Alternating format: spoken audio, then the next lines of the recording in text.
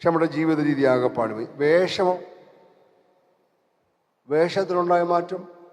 പ്രിയപ്പെട്ടവരെ, നമ്മളൊക്കെ ഓർത്തിക്കണം. ഞാനൊരു കാര്യം നിങ്ങളോട് പറയട്ടെ. ഭൂമിയിൽ ക്രിസ്ത്യാനിയെ പോലെ വേഷത്തിൽ വൃത്തിയോട് കാണിച്ച ഒരു വർഗം വേറെയില്ല. നമ്മുടെ സഹോദരങ്ങളെയൊക്കെ നോക്കുക, ഹൈന്ദവ സഹോദരങ്ങളെ നോക്കുക, ആ സ്ത്രീകളെ നോക്കുക. അവർ ദേവാലയത്തിൽ പോകുന്നത് എങ്ങനെയാണെന്ന് അറിയാമോ?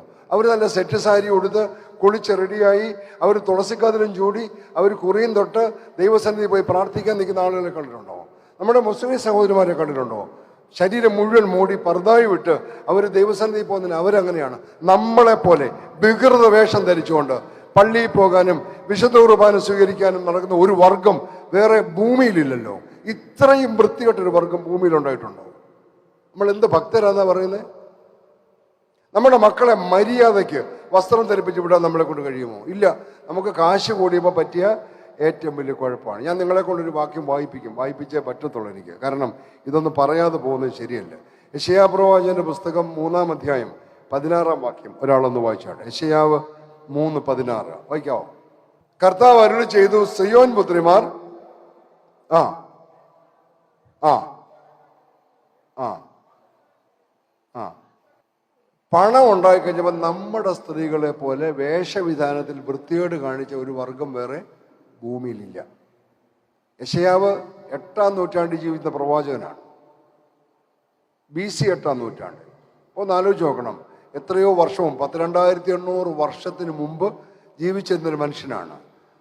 പണം കൈ വന്നപ്പോൾ യഹൂദ സ്ത്രീകൾക്കുണ്ടായ വ്യത്യാസം അവിടെ അദ്ദേഹം പറഞ്ഞേക്കുന്നത്. സിയോൻ പുത്രിമാർ നിഗളിച്ച് കഴുത്ത് നീട്ടി എന്നാണ് ഈ വേദോസ്തലം. ഇപ്പൊ സഹോദരി വായിച്ച വായന ഇച്ചിരൂടെ നല്ല. ഒന്ന് വായിച്ചേ. എന്താ പറഞ്ഞേ? ആ ആ ഞെളിഞ്ഞ് നടക്കുന്നവരോ കണ്ടോ? അതങ്ങ് കുറെ കൂടെ ഭംഗിയായിട്ട് അങ്ങ് പറഞ്ഞു കഴിഞ്ഞു. സിയോൻ പുത്രിമാർ ആ നമ്മുടെ ഗമ അങ്ങ് മാറി അല്ലേ? നമ്മുടെ അമ്മച്ചിമാരൊക്കെ നടന്ന ഓർമ്മയുണ്ടോ? എൻ്റെ അമ്മ ഏറ്റവും വലിയ ഉദാഹരണം. 97-ാമത്തെ വയസ്സിൽ മരിച്ച ഒരു പാർട്ടിയാണ്. അമ്മച്ചിമാർ ഉടുക്കുന്നൊരു സാധനം ഉണ്ടായിരുന്നു, കച്ചമുറി എന്നായിരുന്നു എൻ്റെ പേര്. ഓർമ്മയുണ്ടോ? അല്ല, പുറകെ വിശറി പോലെ പോകുന്ന വഴിക്ക് വാവ എന്ന് വിളിച്ചുകൊണ്ട് പോകുന്നൊരു സാധനം ഇല്ലായിരുന്നു. ഇതായിരുന്നു നമ്മുടെ അമ്മച്ചിമാർ ഉടുത്തുകൊണ്ട് നടന്ന സാധനം. പക്ഷെ ഇപ്പൊ എന്താ പറ്റി? കാശ് വന്നപ്പോ ദർശനമ്പത്തിലൂടെ അങ്ങ് നിഗളിച്ചെന്തോ ചെയ്തു? കഴുത്തങ്ങ് നീട്ടി. അതിനകത്ത് ഭയങ്കര രസമാണ് ആ ഭാഗം വായിക്കാൻ. നമ്മുടെയൊക്കെ അമ്മമാര് ഞാൻ വിചാരിക്കുന്ന പണ്ടത്തെ അമ്മച്ചിമാരെല്ലാം നടുവിനുണ്ട് കുഴപ്പമുണ്ടായിരുന്നു. കാരണം എല്ലാവരും കുനിഞ്ഞാണ് നടക്കുന്നത്, ഇങ്ങനെ നടക്കത്തുള്ളായിരുന്നു. ഇപ്പോൾ അങ്ങ് ഞെളിഞ്ഞു. കാശ് കൈ വന്നപ്പോഴത്തേക്ക് നമ്മൾ പിന്നെ അങ്ങ് ഞെളിഞ്ഞു, കഴുത്ത് നീട്ടി. പിന്നെന്തോ ചെയ്തു? എന്തോ വെച്ചേ? അതിന് മുമ്പൊരു വാക്കുണ്ട്, കടക്കണ്ണിട്ട് നോക്കി. ബൈബിൾ സൊസൈറ്റിക്ക് അത് ഈ ബൈബിൾ പറഞ്ഞ എറികണ്ണിട്ട് നോക്കിയെന്നാ. എറികണ്ണിട്ട് നോക്കുക, കണ്ണാടി മാറ്റിച്ച് കാണിക്കുക, നോട്ടാണ്. കാശ് വന്നപ്പോൾ പറ്റിയൊരു കുഴപ്പമാണ്. ഇപ്പൊ പിന്നെ അങ്ങനെ കാണിക്കേണ്ട കാര്യമില്ല. കൈ കാശുള്ളതുകൊണ്ട് ബ്യൂട്ടി പാർലറിൽ പോയി വരച്ചങ്ങ് വെക്കുകയാണ്. എന്നിട്ട് എറികണ്ണിട്ട് നടക്കുകയാണ്. 1 കിലോ അരി വാങ്ങിക്കാൻ നിവൃത്തിയില്ലാത്ത വീട്ടിൽ നിന്ന് പോയതാ. ഇപ്പോൾ 500 രൂപ അത് പറിക്കാൻ വേണ്ടി കൊടുക്കും. നിഗളിച്ച്. ഞാൻ പറഞ്ഞാണോ ഇത്? യെശയ്യാവ് പറഞ്ഞതാ. 2800 വർഷം മുമ്പ് പറഞ്ഞതാണ്. സിയോൻ പുത്രിമാർക്ക് പറ്റിയ നിഗളത്തെക്കുറിച്ചാണ് പറയുന്നത്. കാരണം ഈ ലോകത്തിന്റെ ചിന്തയും ധനത്തിന്റെ വഞ്ചനയും. എന്നിട്ട് അടുത്ത വാചകത്തിലെ പാദസ്വരം കിലുക്കിന്ന്.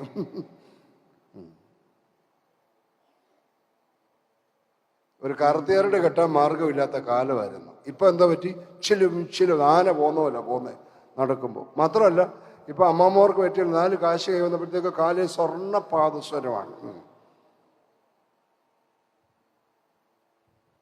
ഇവിടെ ഇരിക്കുന്ന ഓരോരുത്തരുടെ കാല് പരിശോധിച്ച് നോക്കണം എന്തുവാ ഇട്ടുകൊണ്ട് വന്നേക്കുന്നതെന്ന്. ഇതൊന്നും ഇടരുതെന്നൊന്നും അല്ല പറഞ്ഞത്. പക്ഷെ പറ്റിയ കുഴപ്പം എന്താണ്? വേദപുസ്തകം നമ്മോട് പറയുന്നു, നിനക്ക് പറ്റിയ ഏറ്റവും വലിയ കുഴപ്പം ദൈവത്തെ മറന്ന് ഈ ലോകത്തിൻ്റെ ചിന്തയും ധനത്തിൻ്റെ വഞ്ചനയും കൊണ്ട് നമ്മൾ അഹങ്കാരികളായിപ്പോയി.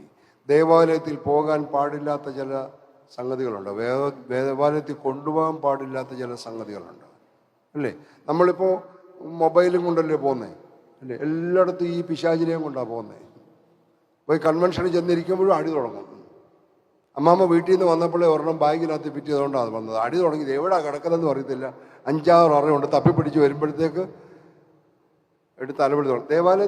ദേവാലയത്തിലാണ് അല്ലേ? അത് കൊണ്ടുപോകാൻ പറ്റിയ സ്ഥലമാണോ അത്? അല്ല. പിന്നെ എപ്പോഴാണ് തുടങ്ങിയത്? കയ്യിൽ കാശ് വന്നത് കൊണ്ടാണ് അല്ലേ? ദൈവം തമ്പുരാൻ നിന്നെ അനുഗ്രഹിച്ചത് ദൈവത്തിന് ഉപദ്രവമായി മാറിയിരിക്കുകയാണ്. ഈ ലോകത്തിൻ്റെ ചിന്തയും ധനത്തിൻ്റെ വഞ്ചനയിൽ. നമ്മുടെ യോഹന്നാൻ ശ്ലീഹ പറഞ്ഞിട്ടുണ്ട്, ലോകത്തെയും ലോകത്തിലുള്ളതിനെയും സ്നേഹിക്കരുത്. ഒരുവൻ ലോകത്തെ സ്നേഹിക്കുന്നുവെങ്കിൽ അവനിൽ പിതാവിൻ്റെ സ്നേഹം ഇല്ല. ജഡമോഹം, കൺമോഹം, ജീവനത്തിൻ്റെ പ്രതാപം, ഇതെല്ലാം ദൈവത്തിൽ നിന്നല്ല, ലോകത്തിൽ നിന്നുള്ളതാണ്. നമ്മൾ ലൗകിക മനുഷ്യരായി പോയി എന്നതാണ് വിഷയം. മൂന്നാമത്തെ ഗ്രൂപ്പ്, കാശ് കൈ വന്നപ്പോൾ ദൈവത്തെ മറന്നുപോയ ആളുകൾ. നമുക്ക് പറ്റുന്നതല്ല ദൈവഭക്തി എന്ന തോന്നലുണ്ടായത്.